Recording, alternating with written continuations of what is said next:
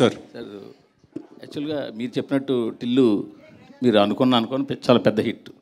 So రెండోది చేయడం అన్నది చాలా భయంతో కూడిన అవునండి ప్రయోగం. సో ఆ భయమే మిమ్మల్ని ఈ సినిమాలో అడల్ట్ డోస్ లేదా యూత్ డోస్ పెంచేలా చేసిందా?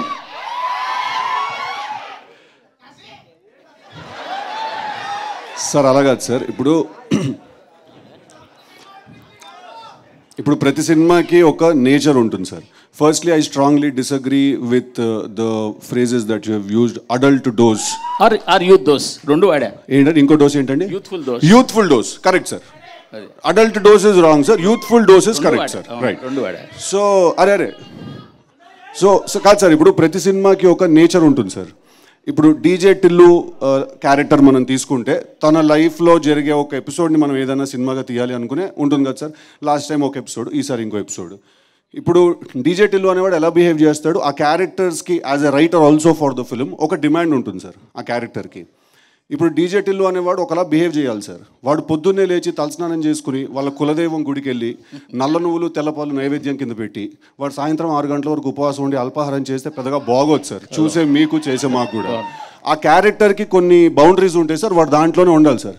మీరు యూత్ డోస్ ఎక్కువ ఉందంటారు సార్, అదే యూత్ డోసు వాడు ఎంత మోసపోయాడు అనే దాంట్లో కూడా ఉంటుంది, వాడు ఎంత బాధపడ్డాడు అనే దాంట్లో కూడా ఉంటుంది, వాడు మనసు ఎంత గట్టిగా విరుగుతుంది అనే దాంట్లో కూడా ఉంటుంది సార్.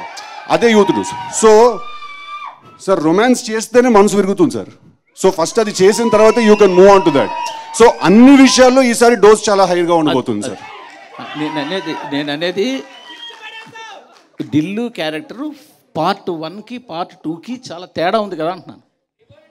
టిల్లు క్యారెక్టర్లో ఏం తేడా లేదు సార్, బట్ వాడు ఉన్న కథలో చాలా తేడా ఉంది సార్.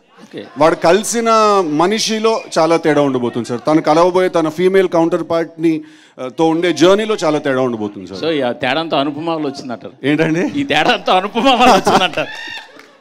అదేనండి, కంప్లీట్లీ న్యూ క్యారెక్టర్ తనది. కంప్లీట్లీ లిల్లీ అనేది it's a fresh character, fresh characterisation ఉంటుంది తనకి.